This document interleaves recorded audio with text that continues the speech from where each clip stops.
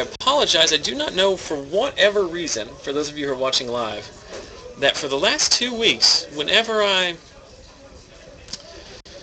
switch from the studio cam back to the feature camera, the stream just pauses. It stops broadcasting, but then it comes immediately back. So I don't know exactly what's going on there. It's probably just a function of my computer being a hot piece of garbage. So I apologize that you had to watch another. What commercial is this?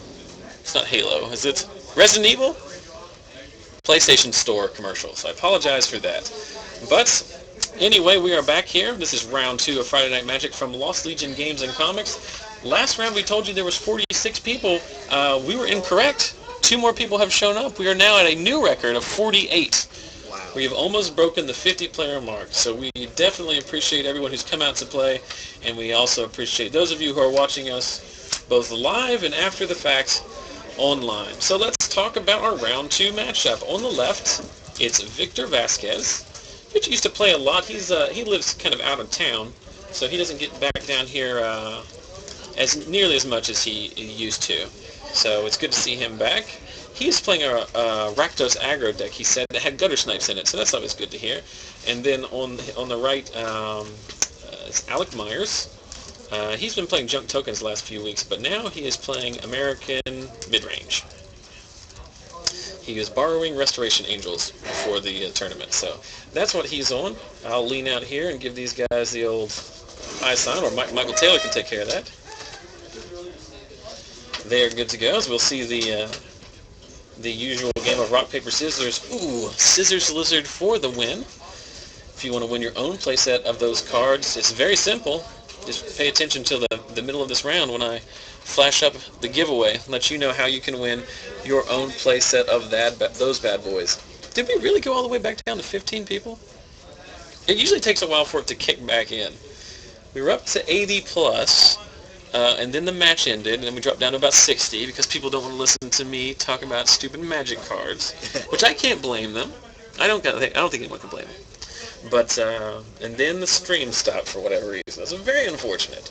I've got a lot going on here, and this computer that I have access to via my work is not what I would call good at anything. So we apologize for that. Yeah. You do have to refresh the window to get the stream back. Yeah, we've got to sort. They're coming back in. We've got to sort that out somehow. Yeah. So that's very unfortunate, but that's how technology works. So looks like Logan resolving a mulligan here.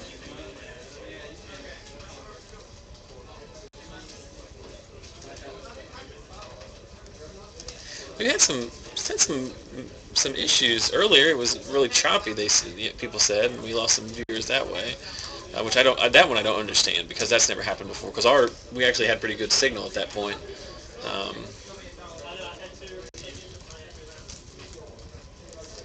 I don't know. Technology's hard. You work in technology, don't you, Michael? Sort of. I use computers. You do use Computrons. So we'll have to research that in the future. Like I said, I don't know what's going on. It's always frustrating when something like that happens because you develop a certain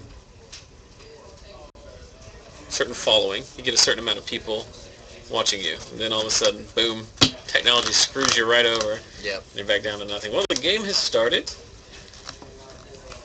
We've got Rakdos. I'm just losing my mind. I didn't even make it to 8 o'clock, Michael. I'm falling apart. So it looks like Logan or Alec missed his land drop. This could potentially be a quick one.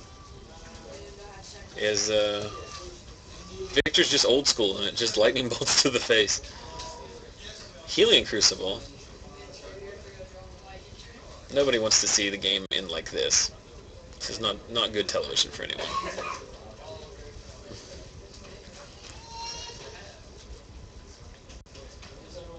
So we see Guttersnipe come down. And we see a promo Pillar of Flame, which is 4 total off the trigger, and then the pillar itself. He could potentially kill him here. 2 on the attack, followed by the Searing Spear in his hand is 5. Plus 2 more for the trigger. Well, it's 3 plus the 2, so it'll be... Well, there's a Cackler. He'll kill him next turn.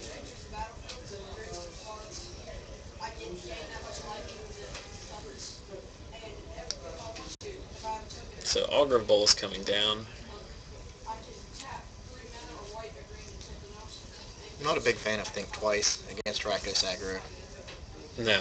You never really get time to cast it. You spend your first 4 or 5 turns just trying to stay alive. Yep. And we see Victor taking the last counter off his Healing Crucible. He's going to take 4, and then he's going to die to the Searing Spear plus the trigger. Oh, he can't cast it because he had to use his mana for the Crucible. Either way, I mean, Victor has this game won. Just shows him the Searing Spear, and that's it. Charms the token. Takes 4, and then the Spear will finish him off. That'll be good. Poor Alec has run really bad. I don't think in the... this is our 16th week of doing this stream coverage. So for those of you who've been watching with us for the duration, we appreciate that, definitely. But I can honestly say that no one has missed more land drops on the stream than Alec Myers. There at least this is the third game, the third match I can remember him being significantly mana screwed due to poor mulliganing. So just unfortunate there. But he's going to be up against it here. The fact that he is playing, this is the deck that. Wasn't this the deck that Jerry Thompson was playing at the TCG player event? I think so. Because it's using Aggro Bolus. A lot of those decks hadn't played that in the past, but this time they are using those. And that's another good tempo card that gives you the...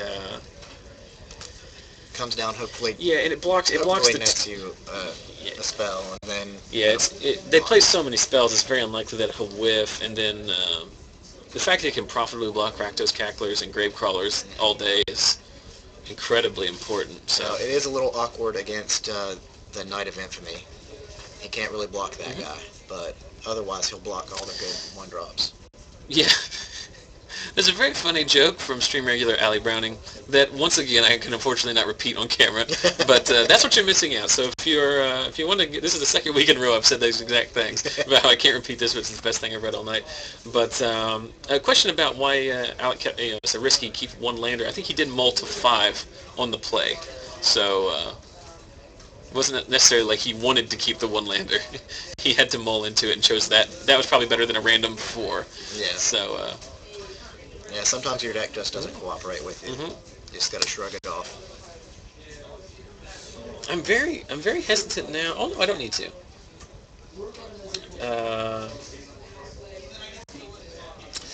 Well, I was going to show how people can win some free Magic cards, but I'm afraid as soon as I bring that up, Alec's going to present his deck.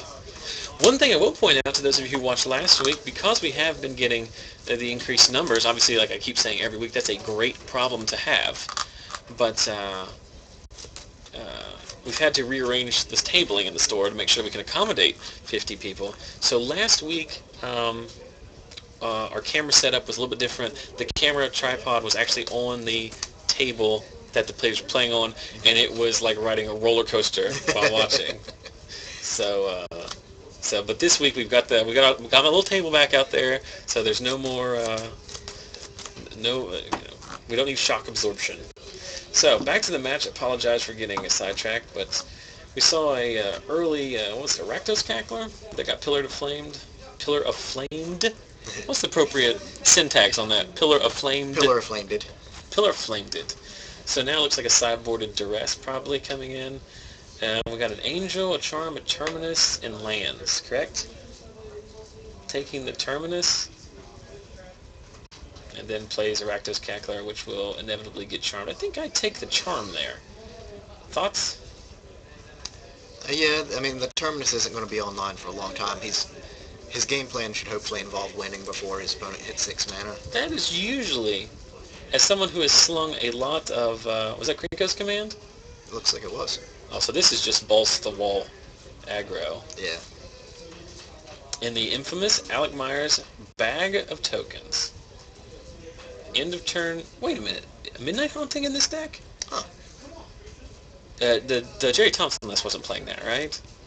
Is this just like maybe so. this is? I'm not really familiar with Jerry's list, but I'm pretty sure Midnight Haunting is not. Maybe this is just like a hybrid, or he's taken a this is his take on that deck. Yeah, and I mean it's not a I bad like card. Midnight Hunting in a deck with Snapcaster seems fine. Yeah, it's good with Snapcaster. It's good with Pike. We see the Angel that Victor knew about. The 2 Goblins are still going to get in, and then a Devil's Play is going to finish off the Angel.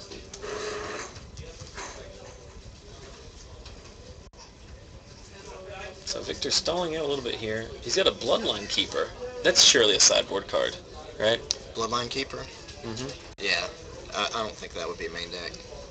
I think it's just a good reach card. If you don't have access to Falcon Wraths or Thundermaws, that seems like a pretty good high end against the slow deck. Yeah. And it's not really like this American deck is that slow, but it's just everything's slightly slower than the Rakdos deck. It is the grindy.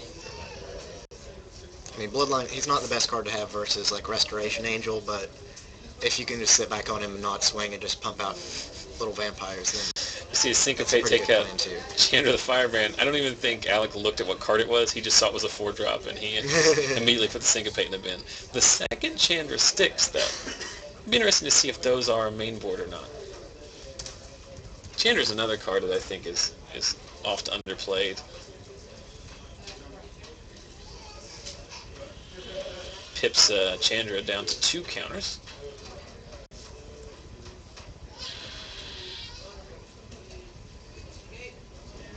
I think not a lot of people are a big fan of her because the +1's not very impressive. But in this format, there's actually a lot of 1 toughness dudes. Yeah, none of Chandra's +1s have ever been that good. Did Alec just Jedi Mind Trick Victor? Because it looked like he was going to take that die off and fork a spell, but then when Alec reached for his token, Victor decided to ping one. If that's exactly what happened, that was pretty cool. But we are going to get end of turn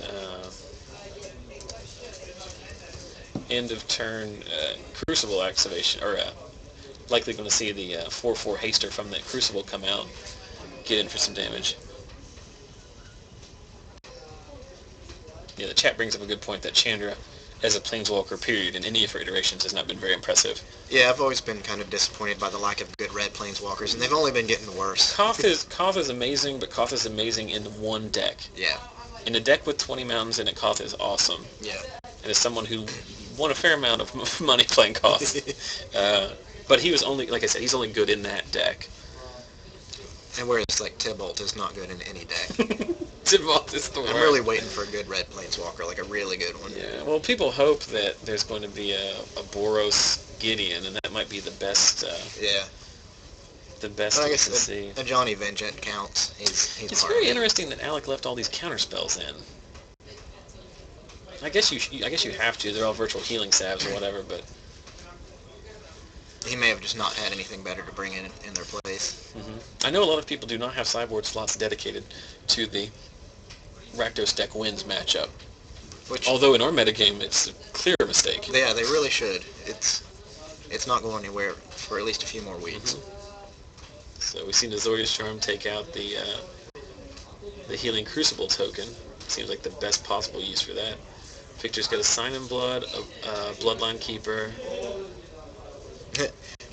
Pitchfork 11 pointed out in the chat that Alec Jedi mind tricked a guy using Yoda sleeves.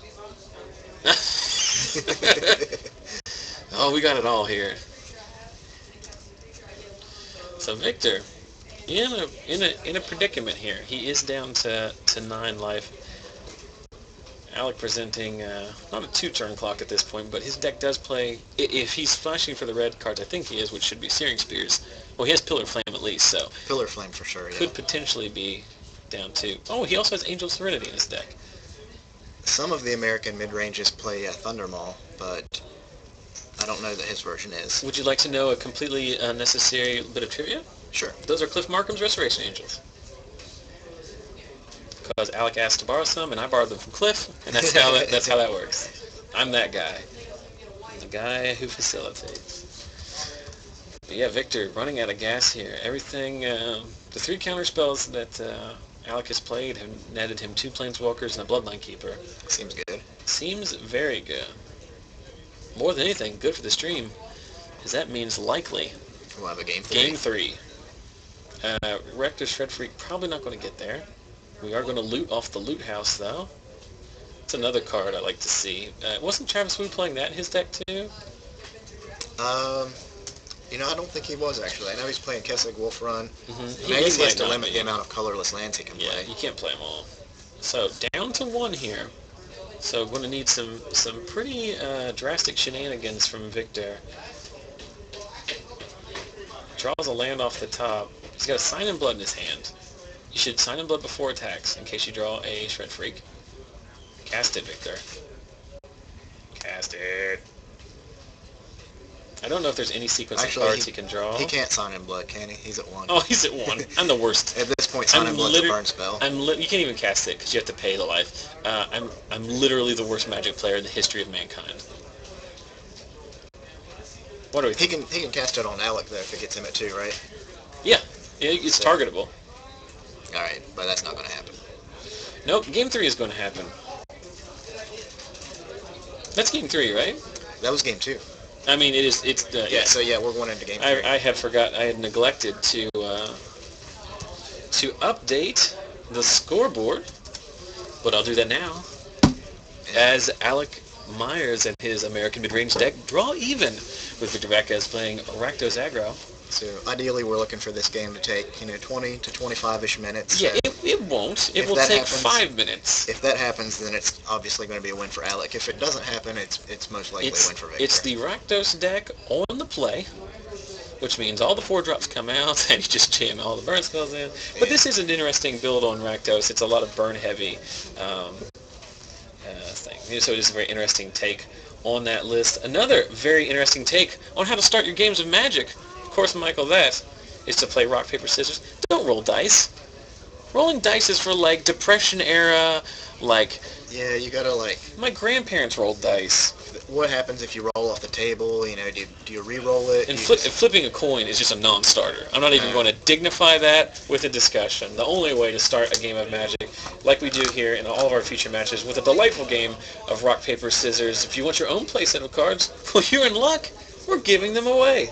Very simple. After this match is over, or maybe right now after I get done saying this, I'll go on Facebook to our Facebook page, facebook.com/ZachSellsMagic, or if you go to ZachSellsMagic.com, it will redirect you there. There will be a post that says something the equivalent of we're giving away rock, paper, scissors cards. It's fairly self-explanatory. If you can't navigate that, then I don't know what to tell you. But if you would like to win your own playset, look for that post, which I'll make shortly. Make sure that you like our page, and also comment on the post, and you'll be entered for a chance to win in next week's drawing. This splash page. Do we have another Cliff Markham original, isn't it? Yeah, this is a Cliff Markham original. You saw him play in round 1.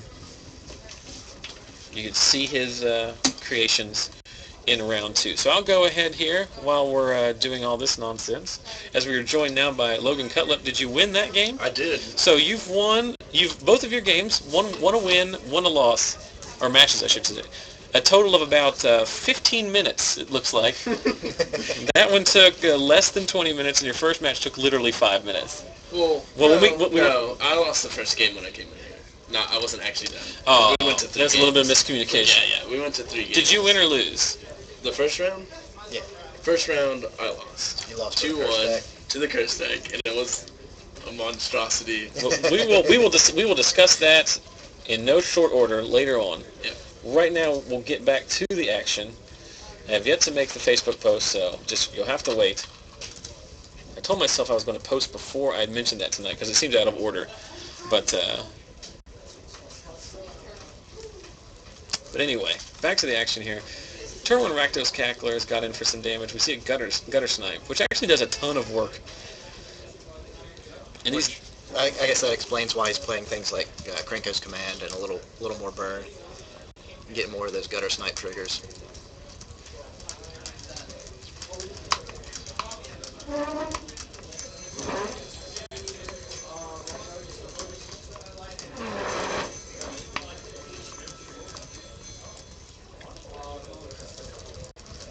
So it looked like Alec dissipated a duress there, but then Victor he followed up with another duress. That's going to be 4 damage off of the Guttersnipe. Yep. And they did remember those triggers, correct? I can't see his life total. He's at 11. Okay, that should be correct then. Yeah, because he hasn't attacked yet. Yeah, that is a good point. Duress does trigger Guttersnipe. Yeah. I mean, I'm pretty sure those duresses are in the sideboard, but still it's relevant. Duress, another card that I'm a huge fan of, is I try to indicate to all of our legacy players who are just trying to get into the format, and they're like, oh, I can't buy Force of Wills, they're so expensive. Well, you know what beats Force of Will sometimes? 10-cent Duress. Yeah. And I actually kind of like Duress a little bit more than Appetite for Brains now in the format, because it hits Sphinx's Revelation. Yes, yeah. And Appetite for... Because it counts as... It counts... Reverberate. The most disgusting thing you want to see when... No, actually, Curse of Echoes targeting your opponent is the best thing. Yeah, that's pretty good. And that to Krenko's command, it's also going to shock here. So Alec close to dead on board here. There's your Chandra in. He's got it. So Supreme Verdict. He's going to have to get that Guttersnipe off the table, or it's going to kill him. Yeah, I mean he has no choice but to. He's going to take 3, and he has to wipe the board.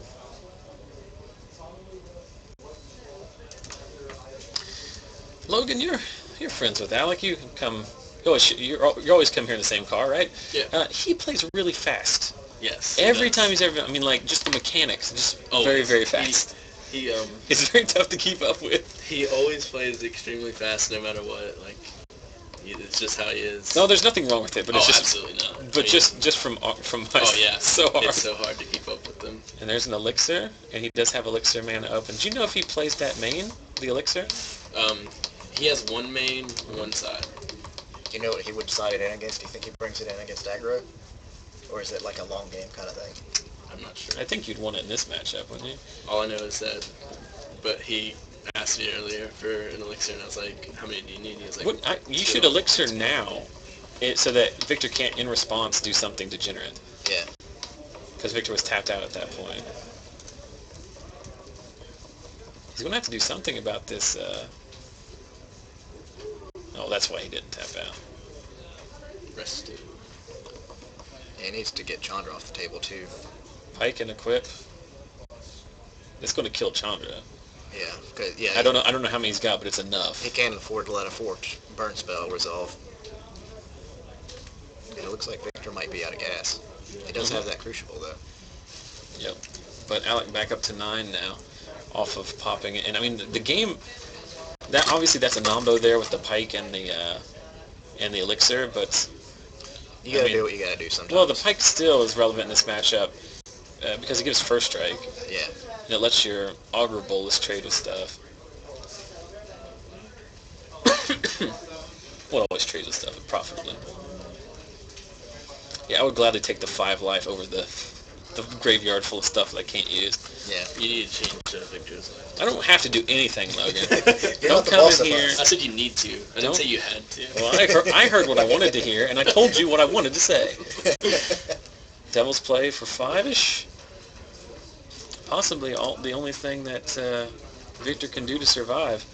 Just needs to try. It's an old-fashioned race here. 1, 2, 3, 4, 5, 6. So Victor, dead on board here. Flashbacks, think twice after combat. Does Victor have 4 points of burn? He has one card of Guttersnipe. Does he have it? Oh, is that enough? Is that it is enough. Play for 3 or 4? Oh, wow. Oh my goodness. And Alec went looking for the... Oh, could it is in hand. Was it in hand, or he could have played it? I don't know. Maybe it wasn't. He might have drawn it. It might have been on top. Well, he started digging through he started looking cards off the top. Okay. But, that was in his hand. It just looked like it came from his hand, how he threw it down. Yeah, well, I think, because he looted on his own turn, or he flashback think twice on his turn, I imagine trying to find a counterspell. Yeah. I guess you can do it in response, it doesn't matter, but you do it while Victor has no business.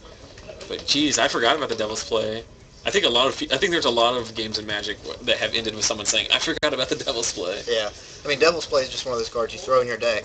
but you're not really relying on like flashback heavily as like a central strategy, so it's easy to forget about. That's how I lost. It's the same way with scavenge. Like you never really use scavenge as your central strategy, so it's really easy to forget. You know what your central strategy should be, Michael? What's that? Game life. You should be going to facebook.com/ZachSellsMagic to win your own playset of rock, paper, scissors cards. The reason I say this in such a short succession from my last announcement is because now, currently, on the Facebook page is the giveaway post. So if you go to the giveaway post, if you go to our Facebook page, you'll see the post there. All you have to do is like our page and comment on the post. And I'm going to do something. Well, I can't do it because I didn't post it. But I think next week you're also going to get bonus entries if you share the post. Awesome. I think that would be probably better too. Because people ask us all the time what's the best way to support the stream. You could send me a check for $1,000 if you wanted to. That would help a lot. But more than anything, and something that doesn't cost any of you all a red cent, go to facebook.com. /ZachSellsMagic. Look at some of our, I post content every day, highlight videos, cool links, deck lists, stuff like that, pictures from the shop. Every time you post, comment, like something, it shows up in your timeline, helps us spread the word. So obviously, we appreciate that. So if you could check that out. So here's what we're going to do. Here's what we're going to do, Logan. Why don't you sit down and explain how you lost in 5 minutes to a Curses deck? You and Michael have a discussion about that. And I'm going to go try to find another match. Because we do have enough time, I think we can get another one under there. Okay. All right, so let's start off. What colors was this curse deck? Was it 5 colors? Nope, colors? it was 2 colors. It was black, red. Black and red. Black and red. My deck is green, white, mid-range. So, already, as it went on through the game, the first game, I got stuck on 4 mana when I hit turn 5. Which, if you have ever played a curse deck, is the worst thing ever to pass on turn 5, because then they're like, oh, Curse of Misfortunes. Yeah. Which, for those of you who don't know what that does, that allows them on their upkeep to search through their deck for any curse, and then just put it on me, or their opponent, I should say. It has to be one that's not already on you, right? Yeah, it has to be one that's not already on you. So they're going to get, like, Curse of, like, what is it, Thirst? And, is Curse of Thirst? Curse of Thirst, I think, is the black one that deals damage to you. And for the curses?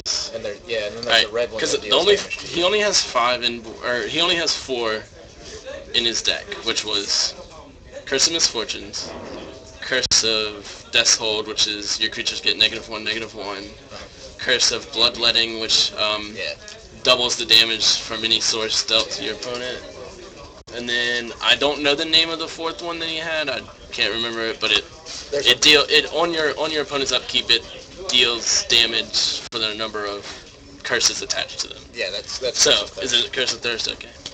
So that's actually, once they get rolling, it's a pretty quick clock.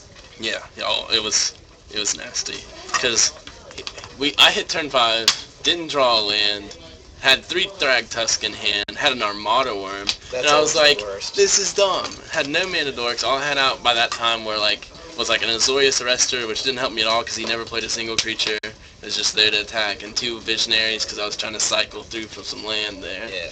Didn't ever hit it. Just 3 Thragtusks that sat there and did nothing. So he plays a Curse of Misfortunes, pass turn. I draw, no land. I was like, crap. I attacked for like 4. I passed turn. His upkeep, he searched for Curse of Death's Hold, which cleared my board. He drew, and then he played another Curse of Misfortunes. And I was like, no, God, no. It was bad. So what else was he running? Like, just removal, burn spells? Burns. Like, Brimstone Volley, Pillar of Flame, which... So it's kind of like a black-red control kind of thing? Yeah, it was like... Because, he passed the turn after that second Misfortunes, and I played some creature. I think it might have been another Azorius Arrestor or something that I drew into. Still no 5th land to play my Thragtusk to gain some life here. Yeah. I'm sitting on... I think I was on 19 life by that time. I passed the turn, and he gets out He gets out Bloodletting, and then he gets out Thirst. So at that point, you're taking like 8 a turn from curses or something ridiculous. Well, it'll be 10 because there's 2 Misfortunes, so there's 5 in total. So his turn, all that good stuff. He plays a Pillar of Flame and kills my creature, and then he Brimstone volleys me for 10, Oh. and it puts me down to 9. And he goes, turn, and I was like, upkeep, I die, and he was like, game 2, and I was like, yeah. And then game 2, I just beat him because I'm being an idiot, and my sideboard is pretty much just changes my deck from mid-range to aggro. Yeah. So that was fun, and I just turned 3 Sublime. Sorry. You should switch it to so people can see you. Nah, they don't need to see me. I don't know if we're going to be able to find another match. There is a match between last week's runner-up, Cory, Buchanan, playing green-white humans, or green-white aggro. He's playing against a Jund deck, but they're deep in it. And everyone else is done. I got my legacy deck. You can go out there and beat my burn deck. You can go out there and beat my burn deck. No. We could do that. It was an Azorius Arrestor I did Dreams, play it so on the Pillar just killed the... Showing Child deck this week. Oh yeah? What'd you play? I played Maverick. Nice. Wasteland.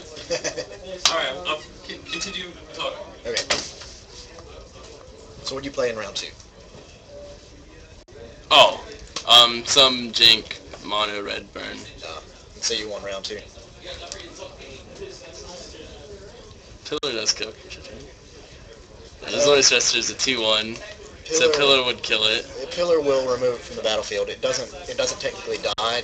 So it wouldn't die? Die is like short. Oh no, it didn't matter. I was dead anyway. Yeah. It doesn't matter. Whatever. Yeah, die. I figured that it would die, and instead of hitting the graveyard, it exiled. I didn't know it didn't actually technically die. I apologize for that. Yeah. It didn't matter. He would have killed me anyway. Because, he would have had a turn clock, and I'd taken 10 from the curses anyway. He wouldn't even had to do anything at all.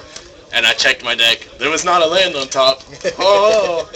Anyway, so we go into game 3, and it was a tough battle out. I got him down to 6, and by that time I had only a Centaur healer out. But I had a Sublime in hand I was going to play and put a Rancor on the Centaur, but he had all 4 of the curses on me already. So he was at 6, and I would have been swinging for 6 the next turn, but he goes, taps 8 land, and he's like, I was at 18. He taps 8 land, and he's like, Devil's Plate for obviously 7, but it doubles it from the Bloodletting for 14. Yeah. I get a 4, and he's like, pass turn, and I was like, I take 8 and die. And it was awful. The first game, when he played that first Misfortunes, I said to him, I was like, I'm terrified of every card in your deck right now, from this point onward. I found one. Alright. It's the aforementioned Jund versus green-white aggro match. Let me swap your seats there. Yeah. You can go find another chair if you want. So I apologize, everyone. We did take a little bit of time there. Hopefully you were entertained by the tales being told by Logan Cutlip. I didn't know that.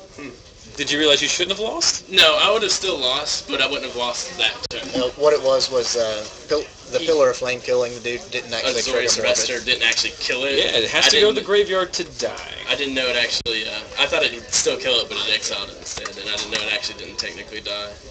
Huh. Alright, so as mentioned, it took us a little bit, but we have found for you another round. These boys are going to pound it in here. Got 11 minutes or so to finish this one.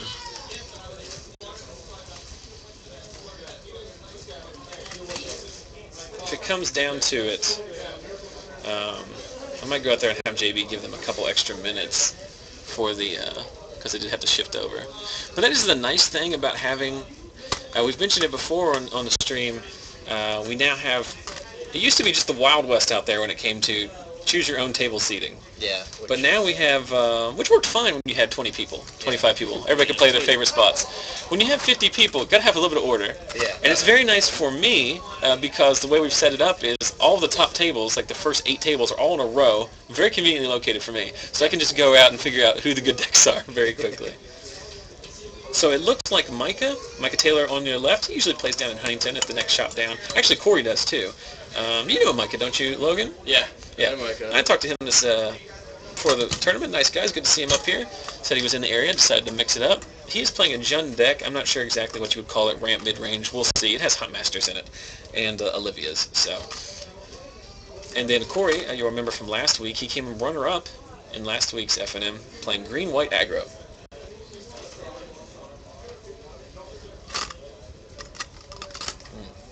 It's quiet because we're all concentrating on this game. Can you see it? I apologize for not bringing it up. I got too much going on over here. Yeah, this is a game 3, right? Yes. Okay. So I should indicate that it is 1 versus 1. Seems fair.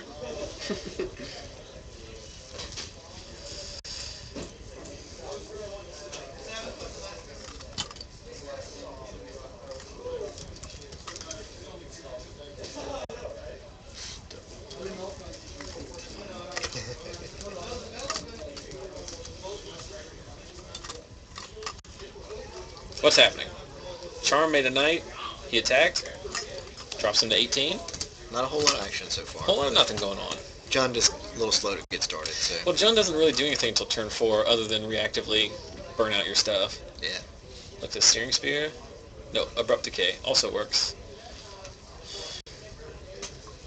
I think that was a metagame decision by Cory not to play counter spells because he knew about Abrupt Decay. I think so. That's a bad Magic joke because he doesn't have access to blue mana. You don't know that. You can only see You two of his lands. You don't know me. But I do know that it is Micah's turn now on 4 land. That's the critical number mana-wise, as we see a Huntmaster probably. No Hellrider. So just beats for beats. At 4. I love Hellrider. The last FNM deck I played with my own cards, which was almost literally a year ago this weekend. There were 3 Hellriders in it. Hellrider is a hell of a card. I like it. It was just unfortunate because at the time, that was right when the Restoration Angels started showing up in 4-ups in every deck. It's just not... You can't play red cards when the Restoration Angel's around because you can't attack through it. Yeah. You cannot. It doesn't really seem optimal in John, though, unless he's playing a little more creatures than normal. Yeah, I don't think this is a list by any means. I think this is of his own... maybe it's just Jund, like, beatdown. Is that a Rancor? Yeah. I'm fine with all of this. Yeah, maybe it's just like a red-green beatdown with some black splashed in there. Yeah, I don't think it's a rampy or control build by any means. Oh, what's happening here? Another one? Oh, okay, never mind. You fell into the Watching trap. it, I do it every time. 1, 2, 3, 4, 5. Did he take it? Oh, Takes 1, and then he takes 3 more, so down to 12. And that's a Desecration Demon? He's dead on board, isn't he? Yeah, I think so. Unless he plays a creature. Yeah, but he can untap, burn it out, and be done. Good grief. This could be over very quickly. He's going to have to charm and hope, but if like Micah has a Searing Spear or some other instant speed removal, like an Abrupt Decay, or he could just pre-combat Rakdos Return, which I think he's also got in his hand. He has a Searing Spear. This game's over. Isn't that a Searing Spear? Game's over. Well, he's going to go with the Rakdos Return. He's going to charm in response. Exile? Mm-hmm. Mm-hmm. What is that? He's choosing the cards he has to discard. He can only Rakdos for 4. Oh, okay, I see what you mean. I could be wrong, but when Micah watches his back, I think he could have killed him. I don't think I would have gone for the Rakdos Return there, unless, I mean, he might just know what's in the other guy's deck, but I would be wary of Loxodon Smiter there. Well, he clearly, I don't think Cory's playing them, but you're right. But then oh wait, that comes into play, right? Yeah. Well, if he forgets this, we'll have to go out there and remind him. But it looks like he may have forgotten, because that would have been a slam. He clearly, yeah, go remind him. What is it? Loxodon Smiter goes into play if he's... Oh, no, he's Micah, being the good guy that he is reminding him. All right. So that's good to see, good sportsmanship. But I think in this situation, he obviously has the charm because he didn't play anything on his own turn, and his whole deck costs less than 3. So you just attack, and then when he plays a charm, you Searing Spear before blockers and then kill him. Mm-hmm. Well, actually, there he charmed to. Oh yeah, he charmed to exile. I'm living in this world where I think he's playing. So he should take 1 and then 2 total. So that was a pretty drastic turn of events there. I mean, Cory's still Cory's still in a world of hurt. I mean, Micah's deck still has Olivia's in it, and Huntmasters, and he has a Rancor in his hand. And possibly more practice. burn spells of all sorts. Stop it, Logan. Stop looking at that screen. Logan falls into the co-commentary trap, which is to look at the actual Twitch feed and not the computer recording it. So this would be a pretty drastic turnaround here. I think he's Searing Spear the Centaur healer here, because absent any other business, his hand is land, Rancor, Searing Spear. You can't sit back on that Searing Spear and expect to burn him out. Well, okay, he's gonna risk it. It's a Hell Rider. Seems good. So it seems to me that Mike is much better at this game than I am. He of course knew he was going to draw Hell Rider. Obviously. Rancor on it. And you win the game here, right? He'll swing for 6. 1, 2, 3, 4, 5, 6, and then Searing Spear for the win. Possibly. Looks like. There it is. Searing Spear for the win. Oh, even shows it upside down. Magic is stupid. There have been some crazy finishes tonight. We've had it pretty good for we've had some pretty good matches here. Yeah, you look at him pile out his deck. He's got Wolf Ears in there. He's got Desecration Demons. He's got Dreadbore. That's not like a Jund list that I've ever seen, but I like everything that I saw. Yeah. He might just be playing a lot of spicy 1-ofs. Yeah. Because none of those cards are bad. Desecration Demon might be of all those cards, might be the worst one, and it's still remarkably good. Still a 6/6 for 4. It's just the one that's the easiest to interact with. It's not haste. It's not. I mean, Wolf Ears, Silverheart. If you try to remove it in combat or burn it out, it's impossible. So Why you put Forever on the broski? You got that out. Boom. I have literally no idea what you just said. Forever? Forever? Forever, I think that's how you say it. I don't know how to say it. It's like the enchantment. Fervor. Fervor. Whatever. Come on. Gives all your creatures haste. It does. Did you find a chair, or are you just going to... No, I'm just going to stand. All right. Well, congratulations to Micah Taylor.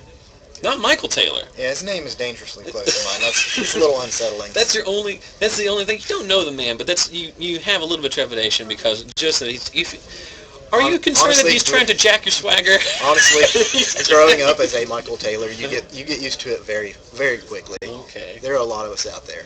There are a lot of them out there. Is it hard to find you on Facebook? Not at all.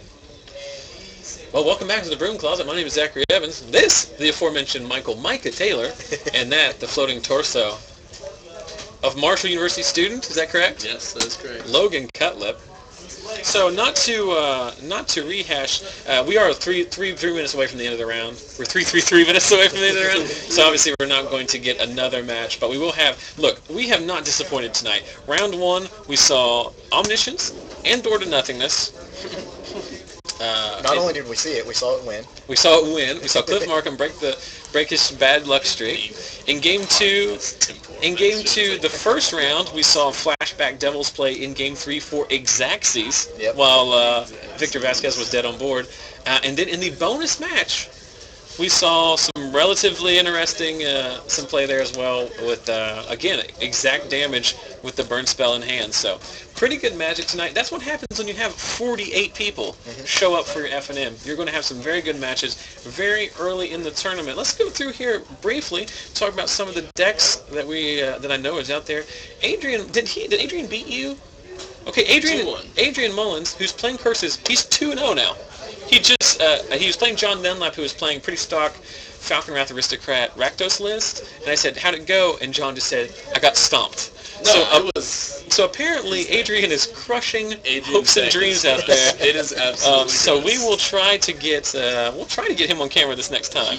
He never showed a single bit of fear about losing at all during any of the games, even the one that I beat him in. He was just like, okay. Adrian's always good for playing fun decks, and not just fun decks that like thrown together no chance of winning, but like fun decks that have a shot. So it sounds like he's up to some shenanigans. Hal Morris is here, also on 1 win. He's playing blue-white control. Cory Buchanan we just saw playing green-whites. Tony Stewart's here. I think he's probably playing some form of control. Mike Miller's here. He's also playing the Omniscience deck. Yeah. So he's in here.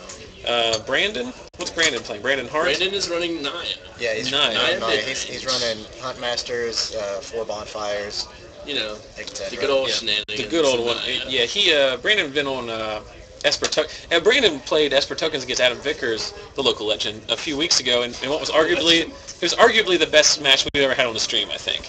He ended up winning it, but it was just a very close control mid-range battle. Yin is here. Yin Sang. He usually plays a Jun control deck. Have you ever seen his deck? He uses Vampire yes. Nighthawks I've actually played against it. It's pretty strong. It's a very interesting deck. Max Turner's here. Brandon Gibbs is here playing Blue White Flash. Max Turner playing, I don't know what he's doing, but he's in the draw bracket. And then Garrett Meadows, who won last week. When you win FNM the week before, you can show up with a fun deck, and his deck has Curse of Misfortunes in it. So I don't know, maybe I didn't get the memo, and it's Curses week here at Lost Legions FNM, but he's also in the 1-in-1 bracket. Maybe we'll have a curse on curse game. I hope not. I hope not, because that sounds like the worst. Jonathan Wright is here. He's a 1-in-1. Don't know what he's playing. He was playing Jump Tokens for a while. I don't know who it is, but whoever was at 21, one of the kids or people at 21, is running their own little mix-up on my Conjurer's Closet. Conjurer's Closet. I saw him, he was shuffling, and I looked over and I saw it, and I was like, he's playing it. Logan Cutlip loves nothing more in life than the card Conjurer's Closet. It is amazing. It is a pretty good card. Anything else you want to talk about here? We are going to wrap up shortly, but I feel like we got 127 strong. I feel like we should, anything in the chat? Let's check the tab. Well, people are talking about how sick Fervor is. And then people are talking about how kind of okay Fervor is. Yeah, a lot of mixed opinions on Fervor. I'm just saying. Someone also asking, or someone also using the catchphrase "risk it for a biscuit," which I also like. Fervor. Here, I'll tell you this: I have no opinions about Fervor in Standard. Fervor is, however, an excellent commander card. So if you play any kind of EDH deck, I play Mile with the Fervor on board. Also important because Fervor is a permanent, and there's nothing more I love in my Mile deck than casting Primal Surge. There are 12 non-permanents. There you go. Nice. Sometimes you flip the Terminus immediately, and it's the worst. But sometimes you get 25 cards and 3 Eldrazi, and you have a Fervor out. And then you just win. Sometimes you get Blightsteel and Kiki Jiki. Then you're that guy. That's another interesting thing you might comment about. I actually thought about doing we've actually gotten some requests to do like deck tech videos, and while that's a little bit difficult to do like an FNM thing, I've thought about doing like deck techs of like my EDH decks or like other people's EDH decks. Might be fun. That'd be cool. Also, there was one other shout out I need to give out. He specifically requested it. In round 1, we gave our shout out to our good friend Arnulfo from the Philippines, whose is his birthday today. So again, happy birthday to him. If you want your own shout out, make sure to go to the Facebook page, like our page, add me as a buddy, and I'll hook you up. What do I care? It costs me nothing. David Maroney from California. He's been watching us on YouTube. Ford Fairlane 1969 is his name on YouTube. So thanks for your ever vigilant support. Thanks to Arnulfo for watching all the way in the Philippines. Thanks to everyone else, all 120 of you that are watching now. Last week we got up to 175, a new record for stream viewership, a new record for FNM attendance. We're just blowing up the record books, period. We're just under 50. We're going to break 50 anytime. And then we might actually break part of the store. We might have to start breaking down some walls. There are a lot of people in this building right now, and as I continually say, this is literally the best problem that any local game store can have. We've mentioned this in the past, and I know no one looks to me for any kind of life advice, and I'm not trying to give it to you, but I cannot iterate to you. Wherever you might live, be it domestic or abroad or whatever, big city, small city, no matter how much time and money you spend on Magic, support your local game stores. There would be there's actually a point where, I can't necessarily speak to that for the financials of the shop, but I mean, we used to pull like 15, 18 people for an FNM as recently as like 4 or 5 months ago. And it takes there's a lot of overhead for a game card store, and they don't make a ton of money off of stuff. So every dollar you spend, every tournament you attend, ensures that you have a place that you can have this. We could have turned the corner. If FNM attendance had gone the other way, maybe the store can't stay. And thank you, JB. You're welcome. But anyway, that's my one piece of unsolicited life advice. Support your local game store. There are 125 of you watching right now. I'm going to tell you this. This is what's going to happen. I'm going to switch over to the feature cam. When I do that, for whatever reason, when I switch to the feature cam, the stream does pause briefly. It will look like it's dropped, but it has not. Simply refresh in your browser, and it will come right back. I apologize for that inconvenience. I don't know what's going on. We'll try to have it sorted by next week. But for right now, that's the workaround. So stay tuned. We'll be right back. If the stream drops, remember, just refresh.